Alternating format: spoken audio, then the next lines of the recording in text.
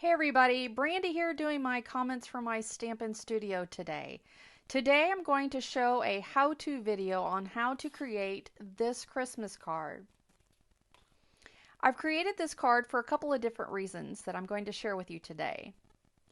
I host a monthly card swap with a group that I created called Card Makers Card Swaps. I will put the link down below on how you can join this card group. We have some amazing card crafters from all over the country that participate in monthly themes for our card swap. And this month's theme was snow, Christmas and snow. So I created this card with some snowflakes and some beautiful Christmas sentiments. The other reason why I created this card was that scrapbook.com sent me some exclusive products to play with, and I'm going to be showing you those products in the video. Stick around to the end of the video and I will share with you how you can win a $100 gift certificate giveaway given by scrapbook.com. Alright, let's get started. So as mentioned, this is the card that I created for my Card Makers Card Swap. And this month's theme was snow, and so I decided to use some stencils to create these snowflakes. The stencil that I use is an exclusive product to scrapbook.com. And it's called Snowflakes, and it's a 6x8 stencil. And basically what I'm doing right here is just turning that stencil over and taping the cardstock to the back of the stencil. And then I'm going to flip it over. And then I'm going to use the Nuvo Glimmer paste. This particular color is called Silver Gem. And I'm just going to use my silicone craft spatula there, and I'm just going to basically lay down the glimmer paste all over my cardstock and all over the stencil, being sure to get the glimmer paste in all of those little openings where the snowflakes are showing on the cardstock.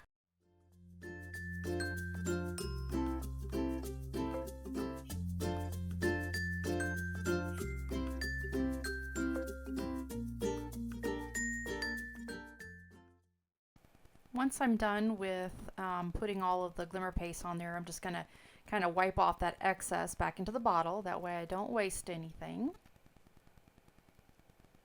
Now here's a trick that I figured out. A lot of times when I'm using my spatula, the glimmer paste doesn't get exactly even coverage, and so I decided to use this little scraper tool, and that way I'm actually able to collect more of the excess and give more of an even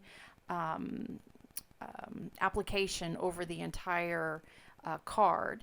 And then it helps me to reduce the waste on the glimmer paste. And so I just kind of give a couple little scrapes across just to make sure I've got everything. And then as I was noticing, I realized that I was missing just a few little spots.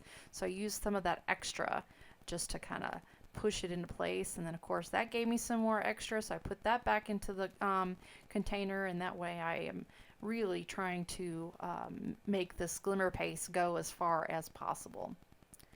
Next thing I want to do is I'm going to lift the stencil, and I'm trying to be very careful with it, and there you have that. Now I want to make sure that I put that stencil in some soapy water right away, because once it gets hard and dry, it's really hard to clean. So that's a bit of a pro tip for you. I really like how this comes out, and I love all the detail that the stencil provides. Now one things that I love about my Tim Holtz glass mat is that it's so easy to clean. But I will tell you that with using the glimmer paste on this glass media mat, you definitely want to, clean it every so often, especially if you're using multiple cards. I would probably suggest cleaning it if you're doing multiple backgrounds every 2 or 3 cards, because that stuff can get very sticky, and it becomes, it doesn't allow for you to have a clean, flat surface. And so I always try to clean my mat as much as possible in between cards if I'm really getting into some messy stuff like the glimmer paste. But it's worth it, and the Tim Holtz glass media mat is well worth the money that you spend for it. Alright, so here is our background. And I wanted to, you know, work quickly on these cards, so I decided I was going to do some heat setting on the Glimmer paste just so it would set up pretty quickly. You could just set it to side and let it dry for a couple hours if you don't have a heat tool, but I have a heat tool, so I just sort of, you know, heat it up.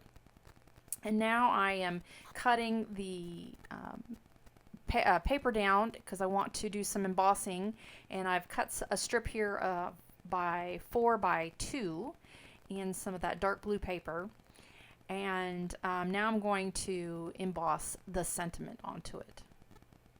The sentiment that I'm using is also a scrapbook.com exclusive. This one is called Big and Bold Christmas, and I just love the large letters of this sentiment. It makes it a great focal point in your Christmas cards. I'm going to be using my Misty to emboss the image. I use the brush to kind of brush off any of the flecks. I've got a lot of glitter on my craft table right now with all of the Glimmer paste, and so I wanted to make sure that I've got a really clean surface to work with. I'm going to be placing the sentiment down and trying to get it in the center of the paper.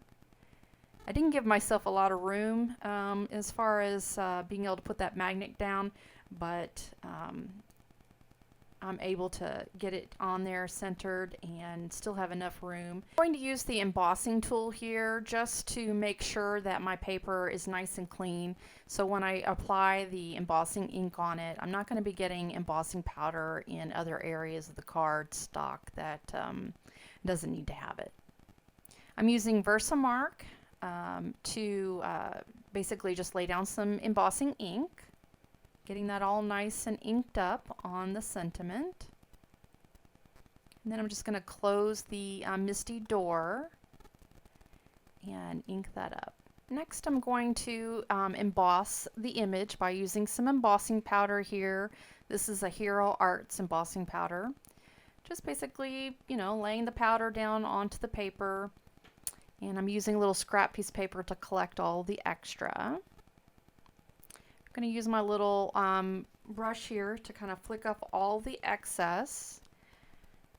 And then I'm just going to take a look to make sure that I don't have any stray pieces of embossing. I'll post a link to another video where I show you how I store my embossing powder. I love these little containers, and I put a little spoon in there. It was actually an idea that I got from Jennifer McGuire. I love her YouTube channel and all of the storage options that she shares. Now I am actually just embossing it using the heat tool. I use a reverse tweezer there to hold the paper because there's not a lot of space around the edge of the sentiment, and it does get quite hot, so just to kind of save my own fingers and not burn them, I use that reverse tweezers just to hold the paper in place while I heat set the embossing ink.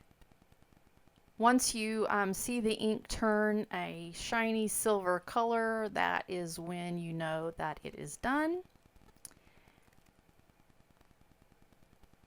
And there you've got that super cute, super bold Christmas sentiment from scrapbook.com. I just love it. All right, now I'm just going to mat our sentiments. I'm using a Neenah white Solar Crest cardstock there. And I'm just going to put some tape glue on the back of the sentiment and then adhere it to the white panel.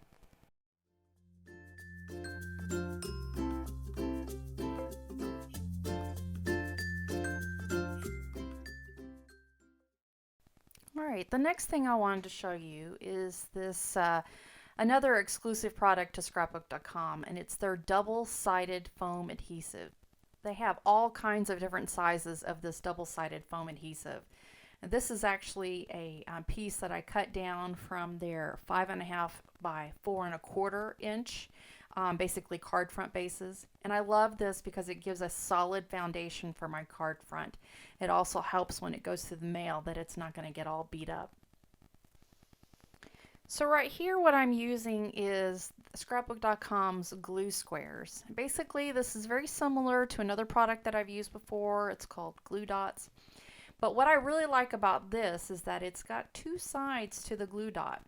And so that allows me to take it off the sheet and then place it down where I want individually of the squares. And so you just sort of tear it off and you turn it over and place the glue dot, or the glue square in this case, in the exact spot that you want it. So I was really happy to see that this product came out, and it's very strong adhesive, and so it worked perfectly in this card.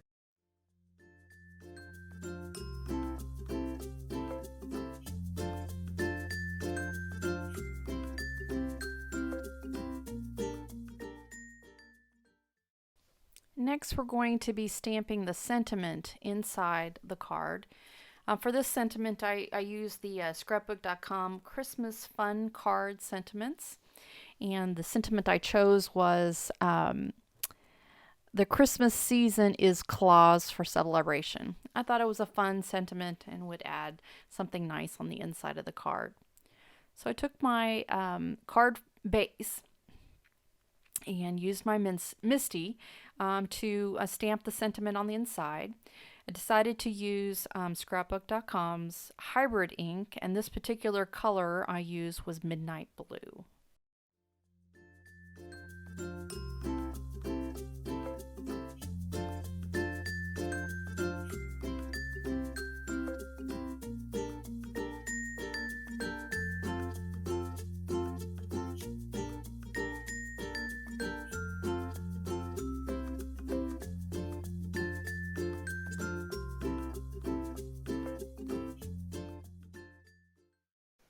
Now it's time to put the card together.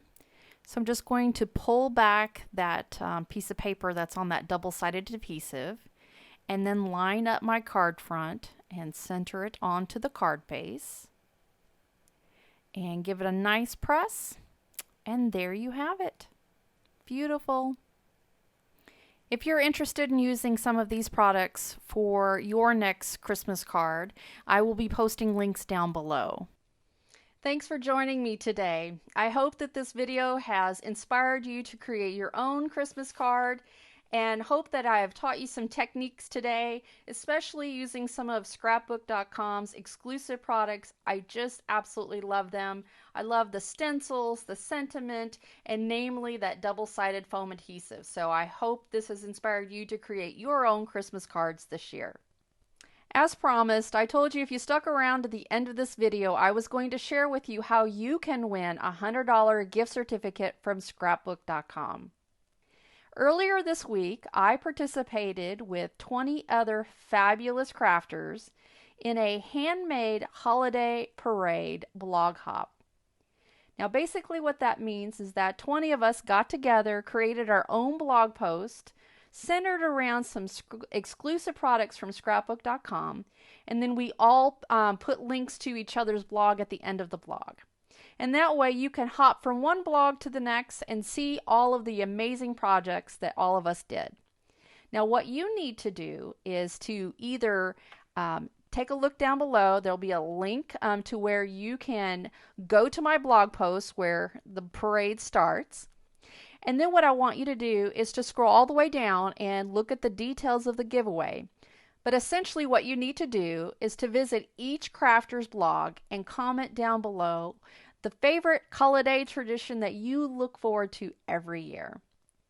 And there are some very specific details, so make sure you follow all the rules to win. Alright, well that's all I have for today.